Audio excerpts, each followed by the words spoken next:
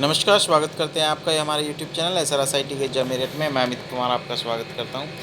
बीबी second semester के subject business environment की unit 1 से टॉपिक आज हम आपके सामने लेकर आए हैं, कंपोनेंट्स ऑफ बिजनेस एनवायरनमेंट। हम यहाँ पर देखेंगे कि जो बिजनेस एनवायरनमेंट होता है उसके कौन कौन से कंपोनेंट हैं। बिजनेस एनवायरनमेंट बेसिकली 2 पार्ट्स में डिवाइड किया जाता है, या कहें कि 2 मेन कंपोनेंट होते हैं, एक तो इंटरनल और एक एक्सटर्नल। तो हम यहाँ पे आज बात करेंगे कंपोनेंट जो इंटरनल एनवायरनमेंट के हैं। ओके, इंटरनल एनवायरनमेंट, अब देखते हैं इंटरनल एनवायरनमेंट होता क्या है। It refers to all the factors within an organisation which affect its functioning. ऐसे फैक्टर्स जो कि एक ऑर्गेनाइजेशन के अंदर ही होते हैं और उसकी फंक्शनिंग को प्रभावित करते हैं, इफेक्ट करते हैं। These factors are generally regarded as controllable. The organisation can alter और मॉडिफाई सच फैक्टर्स। ये जो फैक्टर्स हैं वो इजीली कंट्रोलेबल होते हैं और ये इनको मॉडिफाई आसानी से कर सकती है ऑर्गेनाइजेशन। ओके, तो सबसे पहला जो फैक्टर है वो है आपका फाइनेंशियल कैपेबिलिटी।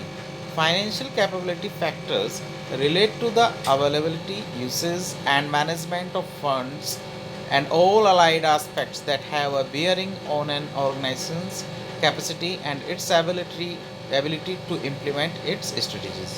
तो ये जो फैक्टर है वो रिलेटेड है आपका फाइनेंशियल कैपेबिलिटी से। अब फाइनेंशियल कैपेबिलिटी की जब हम बात कर रहे हैं तो हम यहाँ पर बात कर रहे हैं कि उस ऑर्गेनाइजेशन की फाइनेंशियली क्या कैपेबिलिटी है, वो कितनी कैपेबल है फाइनेंस के रिगार्डिंग, और अवेलेबिलिटी क्या है फाइनेंस की, यूसेस क्या है, मैनेजमेंट ऑफ फंड्स किस तरीके से हो रहा है। तो इन सारी चीज़ों को फाइनेंशियल कैपेबिलिटी के अंदर हम देखते हैं जब हम इंटरनल एनवायरनमेंट की बात करते हैं। ओके, तो ये पॉइंट हो गया हमारा एक फाइनेंशियल कैपेबिलिटी, जिसमें हम availability, uses and management of funds को देखेंगे। ओके,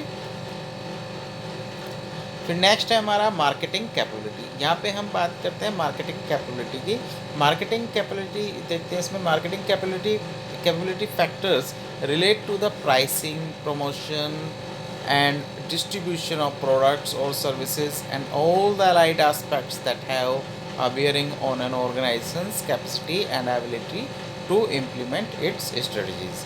तो यहाँ पे हम बात करेंगे मार्केटिंग। अब एक ऑर्गेनाइजेशन अपनी मार्केटिंग स्ट्रेटजी को इजीली कंट्रोल कर सकती है कि उसको क्या मार्केटिंग स्ट्रेटजीज अडॉप्ट करनी है। ओके, तो मार्केटिंग में सारी चीज़ें आ जाएंगी, प्राइसिंग आ जाएगा प्रोडक्ट का, प्रमोशन आ जाएगा, डिस्ट्रीब्यूशन आ जाएगा प्रोडक्ट्स का, ठीक है। और ये सारी चीज़ें आपकी मार्केटिंग कैपेबिलिटी में आ जाएंगी। और ये बेसिकली होता क्या है, ये ऑर्गेनाइजेशन पे खुद पे डिपेंड करता है कि वो किस तरीके की मार्केटिंग कैपेबिलिटीज़ यूज़ करते हैं या अपनाते हैं। ओके, तो ये आपका पॉइंट हमारा हो जाता है मार्केटिंग कैपेबिलिटी का, pricing, promotion and distribution of products. Okay, फिर इसमें बात करते हैं नेक्स्ट पॉइंट की, ऑपरेशंस कैपेबिलिटी। ऑपरेशंस कैपेबिलिटी की बात जब हम कर रहे हैं तो यहाँ देखते हैं कि operations capability factors relate to the production of the products और services, use of material resources and all allied aspects that have a bearing on an own organization's capacity and ability to implement its strategies। तो यहाँ पे हम बात कर रहे हैं production की, प्रोडक्शन प्रोडक्ट का या सर्विस का। अब जो मटेरियल है, resources and all allied aspect that have a bearing on organisation's capacity and ability to implement its strategy. तो यहाँ पे हम बात कर रहे हैं कि वो मटेरियल हैंडलिंग कैसे है और कौन सा मेथड उसमें इन्वेंट्री के रिगार्डिंग यूज़ हो रहा है। तो यहाँ पे ओवरऑल हम एक प्रोडक्शंस की बात कर रहे हैं। प्रोडक्शन जो है वो प्रोडक्ट का भी हो सकता है या सर्विस का, ये डिपेंड कर रहा है उस ऑर्गेनाइजेशन पे कि वो ऑर्गेनाइजेशन किस प्रोडक्शन में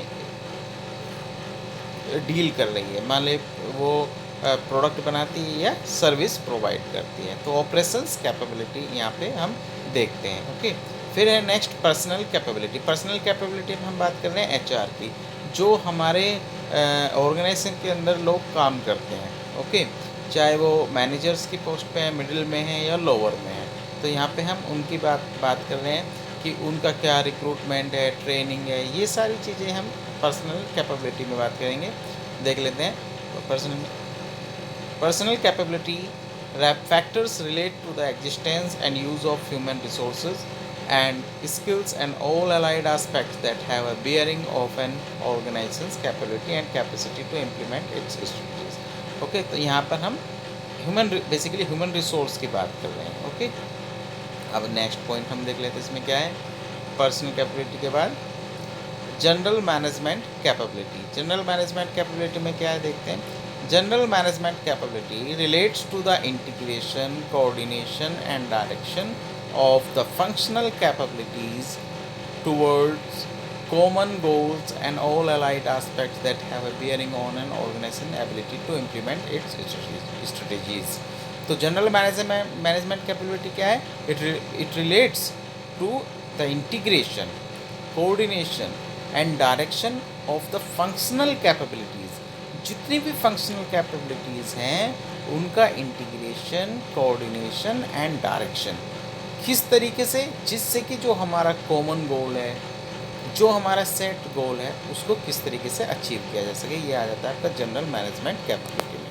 ओके, तो आज की वीडियो में केवल इतना ही. वेट कीजिए हमारी नेक्स्ट वीडियो का. तब तक के लिए धन्यवाद.